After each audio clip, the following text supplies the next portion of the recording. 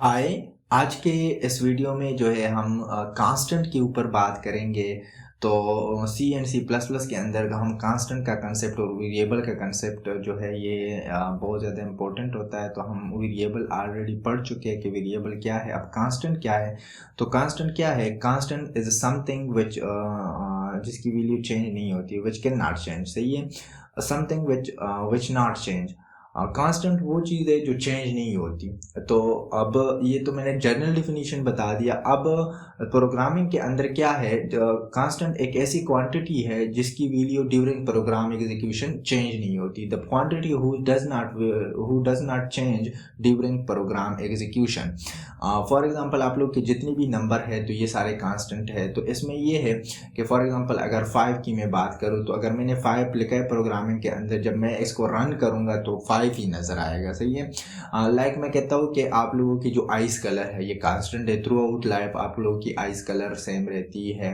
इसी तरह अगर आप लोगों की जो नेम है वो भी आप लोगों का क्या होता है, वो भी कांस्टेंट है। बहुत सारी चीज़ें नॉर्मल ज़िंदगी में। अब फॉर एग्जांपल मैं कहता हूँ कि 5 पेन में, या फॉर एग्जांपल मैं कहता हूँ 5 बुक। तो अब यहाँ पर मैं इधर पाकिस्तान में अगर किसी को कह दूं कि 5 बुक, तो इसका मतलब है कि 5 बुक। अगर मैं अमेरिका जाऊँ और वहाँ पर कह दूं कि 5 बुक, तो वहाँ पर भी मीनिंग सेम है। तो ये चीज़ जो 5 है या मतलब 10 जो भी नंबर है ये कांस्टेंट है। प्रोग्रामिंग के दौरान जब आप कांस्टेंट लिखते हैं तो वो एज इट इज़ रहता है, उसकी वैल्यू चेंज नहीं रहती। अच्छा, कांस्टेंट के अंदर फिर हम कांस्टेंट की टाइप पढ़ते हैं। So the first one is numeric constant. अगर हम जनरली बात करें तो हमारे पास न्यूमेरिक कांस्टेंट है और फिर करेक्टर कांस्टेंट है। न्यूमेरिक कांस्टेंट के अंदर हम इंटीजर कांस्टेंट पढ़ते हैं और रियल कांस्टेंट पढ़ते हैं। फिर साथ में जो है करेक्टर कांस्टेंट के अंदर हम पढ़ेंगे single character constant, string constant, और फिर उसके बाद बैक स्लैश करेक्टर कांस्टेंट, जिसको हम एस्केप सीक्वेंसेस भी कहते हैं। फिर उसके बाद जो है हम अब फर्स्ट ऑफ ऑल हम आते हैं इंटीजर कांस्टेंट पे। इंटीजर कांस्टेंट क्या करता है? It refer to sequence of digit integer और 3 टाइप्स। अच्छा, इंटीजर कांस्टेंट के अंदर आप लोगों की जो होल नंबर होती है, मतलब जो पॉइंट्स में नंबर्स आते हैं, तो उसको हम स्टोर नहीं कराते। इंटीजर कांस्टेंट के अंदर हम क्या करते हैं? इंटीजर कांस्टेंट के अंदर अगर मैं यहाँ पर आप लोगों को थोड़ा सा लिखवा दूं तो यहाँ पर देखें, इंटीजर कांस्टेंट के अंदर लाइक मैंने कहा 2 और 0.3, तो ये पॉइंट्स वाली वैल्यू जो है ये इंटीजर कांस्टेंट स्टोर नहीं कराता। तो इसी वजह से जो है इसको हम क्या कहते हैं? Integer constant. फिर वो रियल कांस्टेंट का काम है। तो इसके अंदर हमारे पास क्या है? एक्चुअली 3 टाइप्स है। The first one is decimal integer, the second one is octal integer, and the third one hexadecimal integer. तो ये हमारे पास नंबर सिस्टम है। डेसिमल के अंदर 10 नंबर है फ्रॉम 0 to 9, ऑक्टल के अंदर 0 to 7 है, और हेक्साडेसिमल के अंदर 0 to 9 नंबर है, और फिर A to F जो है हमारे पास डिफरेंट अल्फाबेट्स है। अब अगर हम एग्जांपल की बात करें तो यहाँ पर आप लोगों को नजर आ रहा होगा, यहाँ पर जो है 15 है, यहाँ पर आप लोगों को ये नज़र आ रहा है। तो आप लोगों को जितनी भी नंबर्स आ रहे हैं तो इसके अंदर पॉइंट्स नहीं है, डेसिमल नहीं है। तो सिंपल कहने का मतलब ये है कि आप लोगों की जो इंटीजर कांस्टेंट है ये होल नंबर को क्या करता है? स्टोर करता है। जितनी भी होल नंबर है without fraction, without decimal point, तो उसको हम स्टोर कराने के लिए इंटीजर कांस्टेंट का या इंटीजर कांस्टेंट उसको कहते हैं। सही है। अब रियल कांस्टेंट क्या है? रियल कांस्टेंट क्या करता है? वो नंबर को स्टोर करता है the number containing fractional part. आप लोगों की जो जितनी भी नंबर है जिसके अंदर फ्रैक्शनल पार्ट होता है, ये देखिए आप लोगों को पॉइंट नजर आ रहा होगा, तो ये पॉइंट है इसके अंदर। इसको हम क्या कहते हैं? Integer constant, sorry real constant. और इसका एक और भी नाम है फ्लोटिंग पॉइंट कांस्टेंट, इसको हम फ्लोटिंग पॉइंट कांस्टेंट भी कहते हैं। सही है। अब नेक्स्ट आते हैं हम स्ट्रिंग कांस्टेंट के ऊपर। स्ट्रिंग कांस्टेंट हमारे पास क्या है? स्ट्रिंग एक्चुअली हमारे पास कलेक्शन ऑफ, यहाँ पर फॉर एग्जांपल अगर हम बात करें स्ट्रिंग की तो हमारे पास क्या है? कलेक्शन ऑफ डिफरेंट वो है। सही है। तो यहाँ पर फॉर एग्जांपल ये पेन में पिक कर रहा हूँ तो यहाँ पर मैंने लिखा अली फॉर एग्जांपल। सही है। कलेक्शन ऑफ अल्फाबेट को हम स्ट्रिंग कहते हैं। सही है। तो या collection of character, character means ये देखें मैंने अली लिखा, सो अली इज अ स्ट्रिंग। सही है। तो अब ये जो कांस्टेंट है ये किस तरह काम करते हैं, मतलब प्रोग्रामिंग के अंदर अगर स्ट्रिंग कांस्टेंट आप ले लेना है तो वो किस तरह काम करेगा। सो हमारे पास क्या है यहाँ पर देखें, these are a sequence of character encloses in double quotes. अच्छा, स्ट्रिंग कांस्टेंट आप लोग जब भी लेंगे, आप लोगों को एग्जांपल में देखें तो ये हमने डबल कोट्स के अंदर लिखा है, लाइक हेलो, तो इसके दोनों साइड पे कोट्स है, सही है, डबल कोट्स। अगर हम मैंने 2015 लिखा है तो इसके अंदर भी कोट्स है। अब यहाँ पर देखिए मैंने ये लिखा है, अब फॉर एग्जांपल मैंने लिखा है 2, यहाँ पर आप लोगों को नजर आ रहा है लास्ट में 2+1, सही है।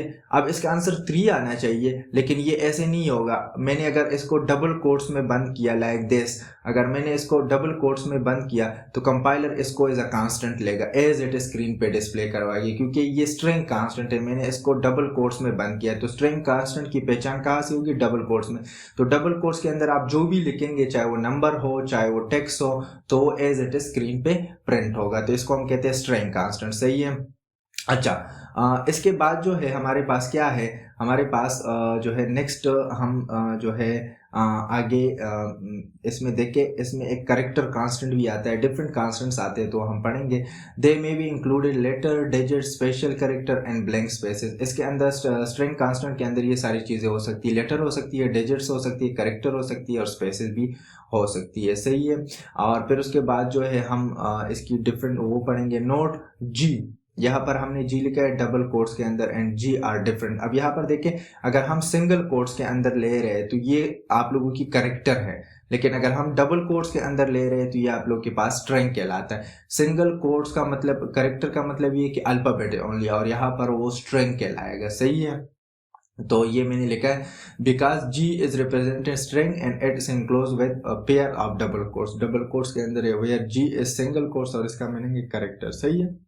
अब यहाँ पर देखें बैक स्लैश, हमारे पास बैक स्लैश, अच्छा यहाँ पर देखिए हमने एक्चुअली जब हम बात कर रहे हैं तो यहाँ पर सिंगल करेक्टर कांस्टेंट है और स्ट्रिंग कांस्टेंट है, तो एक्चुअली ये दोनों यहाँ पर नजर आप लोगों को आ रहे हैं। अब यहाँ पर फॉर एग्जांपल मैंने लिखा अली, क्या लिखा?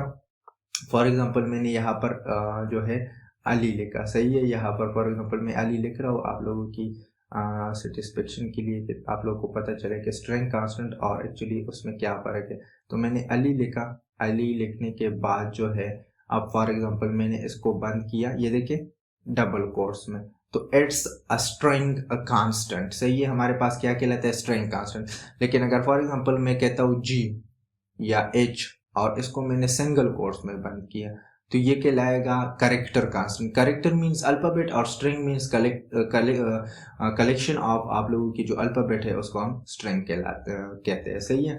तो इसी तरह आप लोगों को होपफुली समझ आ गया होगा। अच्छा, अब बैक स्लैश करेक्टर कांस्टेंट क्या होते हैं? तो बैक स्लैश करेक्टर कांस्टेंट ये भी आप लोग के पास सी एंड सी प्लस प्लस के अंदर बिल्ट इन कांस्टेंट आते हैं, इसको हम एस्केप सीक्वेंसेस भी कहते हैं। C and C plus plus support some character constant है बैक स्लैश इन फ्रंट। अच्छा, इसको बैक स्लैश करेक्टर कांस्टेंट इसलिए कहते हैं कि क्योंकि जितनी भी ये है इसके स्टार्ट में आप लोग का जो है बैक स्लैश आएगा, like backslash T, backslash N है, डिफरेंट करेक्टर कांस्टेंट है, सही है।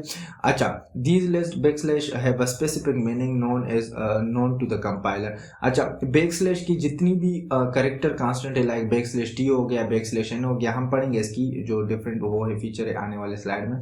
तो ये क्या करता है, इसका स्पेसिफिक मीनिंग है कंपाइलर के लिए, और इसको आप लोग, इसका दूसरा नाम ये क्या है? एस्केप सीक्वेंसेस, सही है। एस्केप सीक्वेंसेस भी आप इसको कह सकते हैं। अच्छा, इसका जो इफेक्ट है ये रन टाइम आप लोगों को नजर आएगा। प्रोग्रामिंग के अंदर जब कोड आप कर रहे हैं तो कोडिंग के अंदर आप लोग को इफेक्ट नहीं नजर आएगा, जब जैसे ही आप लोग इसको रन करें तो आप लोगों को क्या नजर आएगा? उसका इफेक्ट नजर आएगा। अब इसकी कुछ लिस्ट में लिए, ये तो बहुत सारे हैं, लेकिन यहाँ पर आप लोग को बैक स्लैश ए नज़र आ रहा होगा, बैक स्लैश बी नज़र आ रहा होगा, बैक स्लैश एन नज़र आ रहा होगा, बैक स्लैश टी नज़र आ रहा होगा, बैक स्लैश सिंगल कोट नज़र आ रहा होगा, बैक स्लैश डबल कोट्स, और ये मैंने ऐसे ही लिया है। उसके अंदर एक और जो है एंड ऑफ लाइन। अब यहाँ पर देखिए, अगर फॉर एग्जांपल आप न्यू लाइन पे जाना चाहते हैं तो हम नॉर्मली कंप्यूटर के अंदर एंटर प्रेस करते हैं, लेकिन अगर प्रोग्रामिंग के अंदर आप चाहते हैं कि आउटपुट के अंदर जो है नेक्स्ट लाइन से स्टार्ट हो कोई भी चीज़, तो आप लोग बैक स्लैश एन लगा सकते हैं या एंड ऑफ लाइन लगा सकते हैं। तो ये दोनों आप लोग यूज़ कर सकते हैं, सही है। ये असल में एंड ऑफ लाइन जो है एस्केप सीक्वेंसेस के अंदर आता भी नहीं है, ये मैंने ऐसे इंक्लूड करवाया, इससे रिलेटेड है तो इसी वजह से।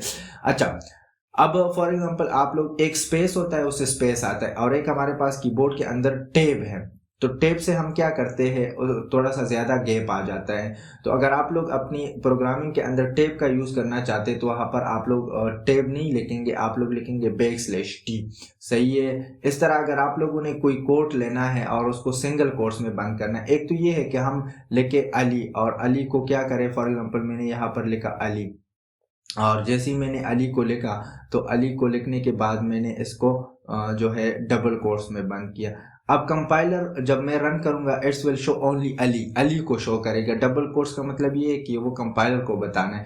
अब अगर आपने फॉर एग्जांपल कहना, कंपाइलर को ये कहना चाहते हैं कि डबल कोट्स जो है, डबल कोट्स फॉर एग्जांपल इसके आगे पीछे डबल कोट्स भी आए तो आप लोग फिर \t के साथ उसका यूज़ कर सकते हैं। अगर सिंगल कोट्स यूज़ करना चाहते हैं तो वो भी यूज़ कर सकते हैं। तो एस्केप सीक्वेंसेस का जो है रोल ये है। अगर मैं थोड़ा सा आप लोगों को कंपाइलर पे जाके थोड़ा सा आप लोगों को एक्सप्लेन करवाऊं तो आप लोगों को पता चल जाएगा। तो यहाँ पर मेरे पास कंपाइलर है, कंपाइलर को मैंने ओपन किया, और जैसे ही मैंने ओपन किया तो मैं एक न्यू डॉक्यूमेंट लूँगा। न्यू डॉक्यूमेंट लेने के बाद मैं थोड़ा इसके अंदर कोड करूँगा, लाइक #include.iostream, #include.iostream, iostream मैंने लिखा। प्रोग्रामिंग हम करेंगे, सही है, आगे आने वाले वीडियोस में। तो अभी सिर्फ हम बेसिक पढ़ रहे हैं। नेम स्पेस std, तो ये मैंने लिखा। लिखने के बाद मैंने मेन फंक्शन इंसर्ट किया। मेन फंक्शन के अंदर मैं अब जो है यहाँ पर कहता हूँ सी आउट, और सी आउट के अंदर मैं लिखता हूँ वेलकम टू C++। अच्छा, और यहाँ पर मैं एक और लाइन में आ गया और यहाँ पर मैंने लिखा सी आउट, और यहाँ पर मैंने लिखा दिस इज C++ क्लास। अब यहाँ पर देखिए मैंने यहाँ पर तो अलग अलग लाइन में दोनों लिखे, लेकिन अगर मैं \n नहीं लगाऊंगा या हमारे पास एंड ऑफ लाइन नहीं लगाऊंगा तो ये नेक्स्ट लाइन पे नहीं आएगा। जैसे मैं इसको सेव करूँ, सेव करने के बाद मैं इसको फिर रन करूँगा, और रन करने के बाद जो है फिर मैं आप लोगों को शो करवाता हूँ। ये देखिए जैसे ही मैं इसको रन कर देता हूँ, रन करने के बाद आप लोगों की स्क्रीन पे जो आएगा वो आएगा वेलकम टू, ये देखिए आप लोग वेलकम टू C++ आया है, दिस इज द फर्स्ट। तो यहाँ पर देखिए गैप नहीं है, हालांकि मैंने यहाँ पर एंटर प्रेस किया था, नेक्स्ट लाइन पे आया। तो यहाँ पर अगर आप एस्केप सीक्वेंस \n का यूज करें तो आप लोग फिर सेव करें, F11 कर दे। F11 करने के बाद ये देखें जैसे ही मैं रन कर दूंगा, रन के लिए F11 है तो ये देखिए नेक्स्ट लाइन पे। तो इसका जो इफेक्ट है ये रन टाइम नजर आ रहा होता है। ऐसे ये हम यूज करेंगे आने वाले वीडियोस में, तो आप लोगों को पता चल जाएगा। या मैं कहता हूँ कि अगर मैं इसको कंट्रोल सेव अगेन करूँ, \n मैंने हटा दिया और रन किया तो ये देखिए यहाँ पर स्पेस नहीं है। मैं चाहता हूँ यहाँ पर वेलकम टू C++ के बाद एक टेप जितना स्पेस आ जाए, तो मैं क्या यूज करूंगा, यहाँ पर आप लोगों की \t का यूज करूंगा। और जैसे ही मैं सेव करूंगा F11 कर दूंगा। F11 करने के बाद ही आप लोगों को ये स्क्रीन पे नजर आ रहा होगा, ये देखें वेलकम टू C++, और यहाँ पर स्पेस आया है, और स्पेस के बाद फिर लिखा है दिस इज C++ क्लास। सही है। तो ये आप लोगों को इस तरह इसकी इफेक्ट नजर आएगी आप लोगों की प्रोग्रामिंग के अंदर। तो ये हमारे पास जो आज का वीडियो था इतना ही था। सो मिलते हैं फिर नेक्स्ट वीडियो में। So thank you for